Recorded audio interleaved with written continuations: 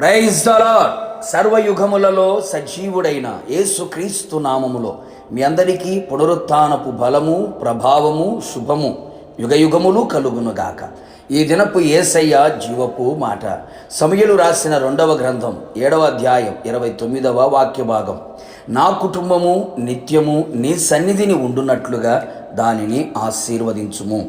సకల ఆశీర్వాదములకు కారణభూతుడైన యేసయ్య సన్నిధిలో నిలిచి ఆయనను ఆత్మతో సత్యముతో ఆరాధించుచు ఆయన కార్యములను వివరించుచు ఆత్మీయ యాత్రలో ఆత్మానందముతో నడిపించబడుచున్న నా దేవుని ప్రియులారా, ప్రతి ఆత్మీయుడు కోరుకొనవలసిన ఒక అందమైన కోరిక నా కుటుంబము నిత్యము ఆయన సన్నిధిలో ఉండాలని.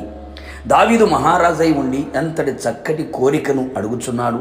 సింహాసనమును గురించి కానీ, రాజ్యాన్ని గురించి కానీ, అధికారాన్ని గురించి కానీ, ఘనత, ఐశ్వర్యం ఇలా ఏది కోరుకోక అడగక వీటన్నిటికంటే విలువైనది, ఘనమైనది, గొప్పది, అత్యున్నతమైనది దేవుని సన్నిధి అని గ్రహించిన వాడై ఆయన సన్నిధిలో ఉండాలని తన కుటుంబం ఆశించాడు. ఒక్కసారి ఆలోచించు ఆత్మీయుడా, నీవెప్పుడైనా ఏ రోజైనా ఇలాంటి కోరిక నీ కుటుంబాన్ని గురించి కోరితివా, ఆశించితివా, ప్రార్థించితివా? ఆలోచించు. ఇప్పుడైనా ఈ సమయమందైనా ఆయన పాదాల దగ్గర కృతజ్ఞత గలవాడవై విన్నపించుము. నిశ్చయముగా నా యేసు స్వామి ఆయన సన్నిధిలో నీ కుటుంబమును స్థిరపరచును. ఎందుకు భక్తుడు నా కుటుంబం ఆయన సన్నిధిలో ఉండాలనుకున్నాడు? ఒక రకంగా చెప్పాలి అంటే కుటుంబం అంతా ఆయన సన్నిధిలో ఉండుట కంటే మిక్కుటమైన ఆశీర్వాదం మరొకటి లేదు అని చెప్పుటలో సందేహమేమీ లేదు. ఎందుకు అలా కోరాడో తెలుసా? ఆయన సన్నిధిలో సంపూర్ణ సంతోషము కలదు గనుక తన కుటుంబం ఆయన సన్నిధిలో ఉన్న సంపూర్ణ సంతోషం అనుభవించాలని, తన కుటుంబం అంతయు ఆయన సన్నిధిలో నిలిచి ఉండే భాగ్యమును పొందుకొని భాగ్యవంతులుగా జీవించాలని, ఆయన సన్నిధిలో రక్షణను పొందుకొని శత్రువు చేతిలో నుంచి విడిపించబడి జీవితకాలమంతయు నిర్భయులై పరిశుద్ధముగాను నీతిగాను ఆయన సన్నిధిలో సేవించుటకుగాను. ఎంత గొప్ప ఆలోచన ఉన్నది! తన కుటుంబం ఆయన సన్నిధిలో నిలిచి ఏది అడిగినా అది ఆయన వలన పొందుకొనెదరు అని గ్రహించెను.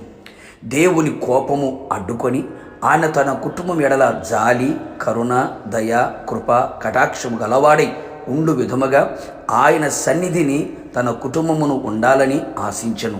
ఎలాంటి సమస్యలు, శోధనలు, కష్టాలు, కన్నీళ్లు, ఇరుకులు, ఇబ్బందులు, పలు విధములైన ప్రతికూలతలు పర్వతము వలె నీ ఎదుట నిలిచి ఉన్నా ఆయన సన్నిధిలో మైనము వలె కరిగిపోవును గనుక తన కుటుంబం ఆయన సన్నిధిలో యథార్థవంతులై జీవించాలని కోరుకొనెను.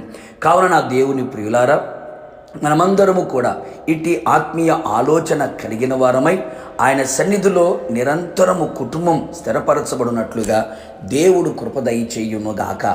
మీ కుటుంబములన్నీ దేవుని సన్నిధిలో ఉండి ఆశీర్వదించబడుదురుగాక. ప్రార్థన.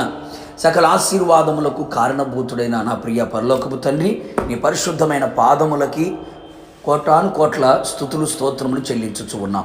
మరొక్క మారు మీ పాద సన్నిధిలో నిలిచి మీ నోటి నుండి వచ్చే ప్రతి మాట మా జీవితానికి జీవాన్ని కలుగు చేయుచున్నదని విశ్వాసముతో ఎదురు చూస్తూ ఉన్నాం. అవును ప్రభువా, ఈ పునరుత్థానపు దినమున ప్రభు తండ్రి మీ సన్నిధిలో కుటుంబమంతా నిలిచి ఉండాలని, ఆ విధంగా ఆశీర్వదించబడాలని ఎంతమంది అయితే నీ సన్నిధిలో ప్రార్థిస్తున్నారో వారందరి జీవితంలో గొప్ప కార్యములు చేసి కుటుంబమంతా కూడా మీ సన్నిధిలో నిలిచి ఉన్నట్లుగా ఆశీర్వదించమని కోరుతూ ఉన్నా.